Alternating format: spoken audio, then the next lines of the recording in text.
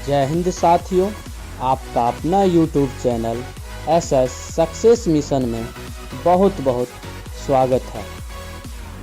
हाँ तो साथियों, आज हम शुरू करने जा रहे हैं आपका 10th क्लास का अध्याय 1 केमिस्ट्री, जिसमें आप पढ़िएगा रासायनिक अभिक्रियाएं एवं समीकरण, केमिकल रिएक्शंस एंड इक्वेशंस।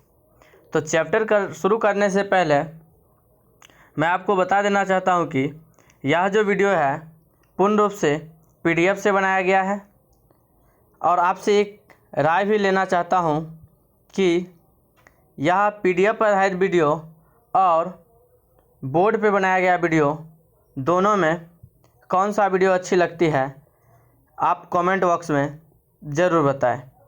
तो चलिए हम शुरू करते हैं आपका चैप्टर रासायनिक अभिक्रियाएं। जब कोई पदार्थ अकेले या किसी अन्य पदार्थ से क्रिया करके भिन्न गुण वाले एक या अधिक नए पदार्थों का निर्माण करता है तो उस प्रक्रिया को रासायनिक अभिक्रिया कहते हैं। जैसे हाइड्रोजन ऑक्सीजन से अभिक्रिया करके हाइड्रोजन ऑक्साइड या जल का निर्माण करता है। इसको समझते हैं साथियों। परिभाषा देखकर कहता है जब कोई पदार्थ अकेले या किसी अन्य पदार्थ से क्रिया करके, यानी कि रासायनिक अभिक्रिया में दो या दो से अधिक पदार्थ आपस में अभिक्रिया करते हैं और जब अभिक्रिया करते हैं तो उससे भिन्न गुण वाले एक या उससे अधिक नए पदार्थों का निर्माण होता है।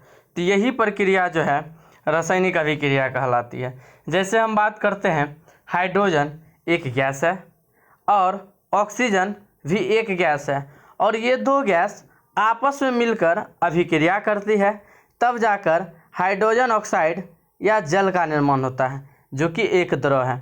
तो वही हुआ परिभाषा कि दो पदार्थ आपस में अभिक्रिया करके अपने से भिन्न गुण वाले नए पदार्थों का निर्माण कर लिया। तो यही अभिक्रिया जो है रासायनिक अभिक्रिया कहलाता है। अब हम आगे देखते हैं। रासायनिक अभिक्रिया में दो चीज़ ध्यान रखना ज़रूरी है, एक अभिकारक और दूसरा प्रतिफल। तो सबसे पहले हम देखते हैं अभिकारक रिएक्टेंट की परिभाषा। जो पदार्थ रासायनिक अभिक्रिया में भाग लेकर नए पदार्थों का निर्माण करता है उसे अभिकारक कहते हैं। जैसे हाइड्रोजन ऑक्सीजन ही आपस में मिलकर हाइड्रोजन ऑक्साइड का निर्माण करता है तो हाइड्रोजन और ऑक्सीजन ही अभिकारक कहलाता है। इसको फिर से एक बार समझते हैं कि अभिकारक यानी कि रासायनिक अभिक्रिया में, अभी पीछे ही बताया रासायनिक अभिक्रिया, तो रासायनिक अभिक्रिया में जो पदार्थ भाग लेता है, तो हाइड्रोजन ऑक्सीजन भाग ले रहा है और निर्माण कर रहा है हाइड्रोजन ऑक्साइड का, तो जो पदार्थ भाग लेता है वही पदार्थ जो है अभिकारक कहलाता है। अब देखते हैं आगे उत्पाद या प्रतिफल, जिसका अंग्रेजी प्रोडक्ट होता है। तो देखते हैं इसकी परिभाषा। रासायनिक अभिक्रिया के फलस्वरूप बनने वाले नए पदार्थ को प्रतिफल या उत्पाद कहते हैं। तो परिभाषा पीछे ही देखे थे रासायनिक अभिक्रिया। तो रासायनिक अभिक्रिया में क्या देखे, दो या दो से अधिक पदार्थ आपस में मिलकर एक या अधिक नए पदार्थों का निर्माण करता है, तो वही जो नया पदार्थ बनता है वह उत्पाद कहलाता है। परिभाषा से देख लीजिए, रासायनिक अभिक्रिया के फलस्वरूप जो नया पदार्थ बन गया वह नया पदार्थ ही क्या होता है, प्रतिफल या उत्पाद होता है। एग्जाम्पल देखते हैं।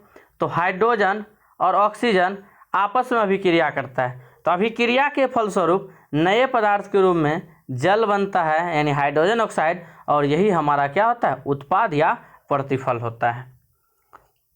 यहाँ देख सकते हैं कि चूना पत्थर को जब अपघटित किया जाता है तो कली चूना और कार्बन डाइऑक्साइड दो भिन्न पदार्थ का निर्माण होता है और यही होता है प्रतिफल। तो अब आगे देखते हैं। आगे आपका है रासायनिक अभिक्रियाओं की विशेषताएं, यानी रासायनिक अभिक्रिया जो पीछे देखे हैं, अब उसकी प्रमुख विशेषताएं या मुख्य विशेषताएं कौन कौन सी है तो वह हम देखते हैं। तो नंबर 1, गैस की उत्पत्ति। गैस की उत्पत्ति में देखते हैं कुछ रासायनिक अभिक्रिया ऐसी होती है जिससे गैस का निर्माण होता है। एग्जाम्पल देख सकते हैं, दानेदार जास्ता की अभिक्रिया जब हाइड्रोक्लोरिक अम्ल के साथ या तनु सल्फ्यूरिक अम्ल के साथ कराई जाती है तो हाइड्रोजन गैस का निर्माण होता है। तो याद रखिएगा साथियों, हम इसे इक्वेशंस के द्वारा भी दिखा सकते हैं, समीकरण के द्वारा भी, लेकिन अभी हम पढ़ते हैं अभिक्रिया, तो ये भाषा ही याद रखना है कि दानेदार जास्ता की अभिक्रिया जब तनु सल्फ्यूरिक अम्ल या हाइड्रोक्लोरिक अम्ल के साथ होती है तो हाइड्रोजन गैस का निर्माण होता है। यानी कि रासायनिक अभिक्रियाओं के फलस्वरूप गैस की उत्पत्ति होती है। ये एक विशेषता है। चलते हैं अगली विशेषता पर। अगली विशेषता है अवक्षेप का बनना। अवक्षेप का बनना, तो अवक्षेप क्या होता है वह भी परिभाषा में आगे बताएंगे, फिलहाल अभी समझते हैं। अवक्षेप ऐसे समझ लीजिए, जैसे हम गंदले पानी को ऐसे स्थिर छोड़ देते हैं तो बर्तन की पेंदी में जो नीचे बैठ जाता है वही एक तरह से अवक्षेप होता है, या कोई अभिक्रिया होती है उसके फलस्वरूप उत्पाद के रूप में कुछ बच जाता है वह अवक्षेप होता है। तो देखते हैं परिभाषा इस कैसे बनता है। कुछ रासायनिक अभिक्रियाएं के फलस्वरूप अवक्षेप का निर्माण होता है। जैसे यहाँ देखते हैं, सोडियम क्लोराइड के जलीय विलयन में सिल्वर नाइट्रेट के विलयन को डालने पर सिल्वर क्लोराइड का दही जैसा अवक्षेप का निर्माण होता है। यानी साथियों कि सोडियम क्लोराइड और के जलीय विलयन में सिल्वर नाइट्रेट के जलीय विलयन डालने पर, यानी सिल्वर क्लोराइड और सिल्वर नाइट्रेट दो पदार्थ है, और जब दोनों पदार्थ को आपस में मिलाया जाता है तो सिल्वर क्लोराइड का दही जैसा अवक्षेप बनकर तैयार हो जाता है। रंग परिवर्तन, कुछ रासायनिक अभिक्रियाओं के फलस्वरूप पदार्थों के रंग बदल जाते हैं। यानी रासायनिक अभिक्रिया के बाद पदार्थों के रंग बदल जाते हैं। जैसे पोटेशियम परमैंगनेट के बैंगनी रंग के विलयन में थोड़ा नींबू का रस निचोड़ने पर विलयन का रंग धीरे धीरे गायब हो जाता है।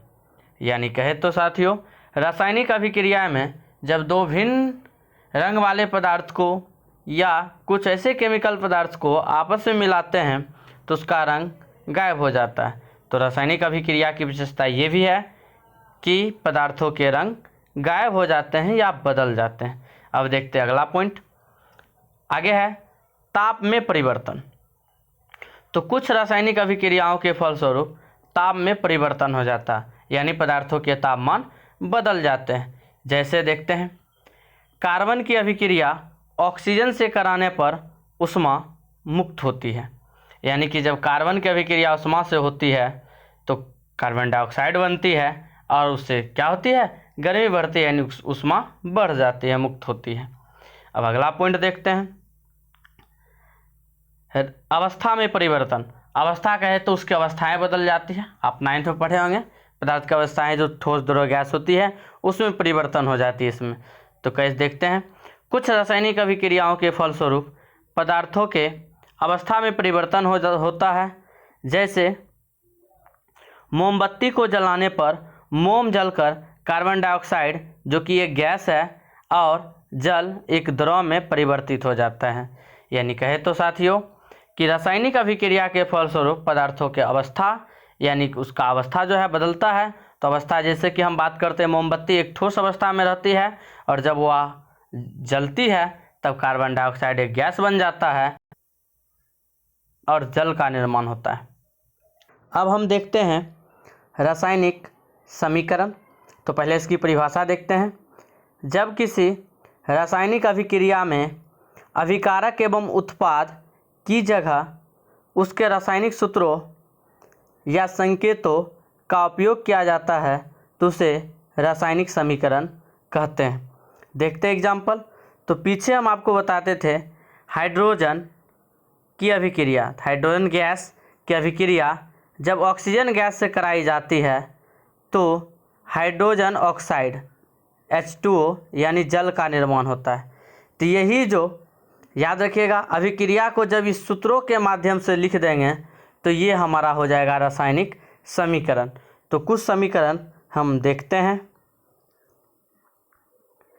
हाइड्रोजन की अभिक्रिया क्लोरीन से कराई जाती है तो हाइड्रोजन क्लोराइड बनती है। अगर इस प्रकार से भाषा लिखते हैं तो ये हमारा हो जाएगा रासायनिक अभिक्रिया। लेकिन हाइड्रोजन का संकेत या सूत्र जो होता है H2 होता है, और देखते हैं क्लोरीन का सूत्र जो होता है Cl2 होता है।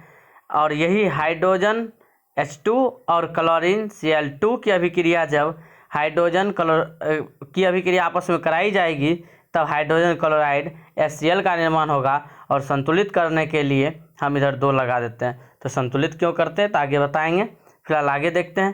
तो ये भी है बेरियम क्लोराइड BaCl2 की अभिक्रिया एल्यूमिनियम सल्फेट Al2SO4 का होल ट्राइस से कराई जाती है तो बेरियम सल्फेट BaSO4 और एल्युमिनियम क्लोराइड AlCl3 का निर्माण होता है।